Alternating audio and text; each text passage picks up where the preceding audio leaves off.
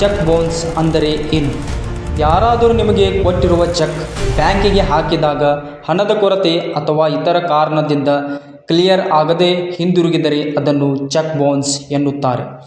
ಯಾವ ಕಾನೂನು ಅನ್ವಯವಾಗುತ್ತದೆ? ಚೆಕ್ ಬೌನ್ಸ್ ಪ್ರಕರಣಗಳು ನೆಗೋಸಿಯೇಬಲ್ ಇನ್ಸ್ಟ್ರೂಮೆಂಟ್ಸ್ ಆ್ಯಕ್ಟ್ 1881 ಸೆಕ್ಷನ್ 138 ಅಡಿಯಲ್ಲಿ ಬರುತ್ತವೆ. ಚೆಕ್ ಬೌನ್ಸ್ ಆಗಲು ಮೂಲ ಕಾರಣಗಳು: ಮೊದಲನೆಯದಾಗಿ ಖಾತೆಯಲ್ಲಿ ಹಣ ಇಲ್ಲದಿರುವುದು, ಇನ್ಸಫಿಸಿಯಂಟ್ ಫಂಡ್ಸ್. ಎರಡನೆಯದು ಸಿಗ್ನೇಚರ್ ಅಥವಾ ಸಹಿ ಹೊಂದಾಣಿಕೆಯಾಗದೇ ಇರುವುದು. ಮೂರನೆಯದು ಅಕೌಂಟ್ ಕ್ಲೋಸ್ಡ್. ನಾಲ್ಕನೆಯದು ಸ್ಟಾಪ್ ಪೇಮೆಂಟ್. ಐದನೆಯದು ಚೆಕ್ ವ್ಯಾಲಿಡಿಟಿ 3 ತಿಂಗಳು ಮುಗಿದಿರುವುದು.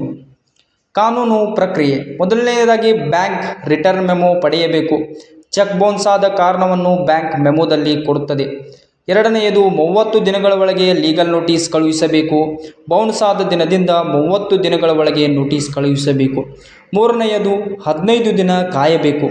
ನೋಟಿಸ್ ಪಡೆದ ನಂತರ 15 ದಿನಗಳಲ್ಲಿ ಹಣ ಪಾವತಿಸಬೇಕು. ನಾಲ್ಕನೆಯದು ಕೋರ್ಟ್ನಲ್ಲಿ ಕೇಸ್ ಹಾಕಬಹುದು. 15 ದಿನಗಳ ನಂತರವೂ ಹಣ ಕೊಡದಿದ್ದರೆ ಮುಂದಿನ 30 ದಿನಗಳಲ್ಲಿ ಕೋರ್ಟ್ಗೆ ಹೋಗಬಹುದು. ಶಿಕ್ಷೆ ಏನು?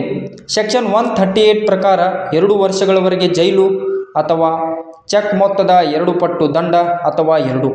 ಉದಾಹರಣೆಗೆ, ರಾಮು ಎಂಬಾತ 5 ಲಕ್ಷ ರೂಪಾಯಿ ಚೆಕ್ ಕೊಟ್ಟನು. ಬ್ಯಾಂಕ್ನಲ್ಲಿ ಹಣ ಇರಲಿಲ್ಲ. ಚೆಕ್ ಬೌನ್ಸ್ ಆಯಿತು. ನೋಟಿಸ್ ಕಳುಹಿಸಿದರೂ ಹಣ ಕೊಡಲಿಲ್ಲ. ಸೆಕ್ಷನ್ 138 ಅಡಿಯಲ್ಲಿ ಕ್ರಿಮಿನಲ್ ಕೇಸ್ ಹಾಕಬಹುದು.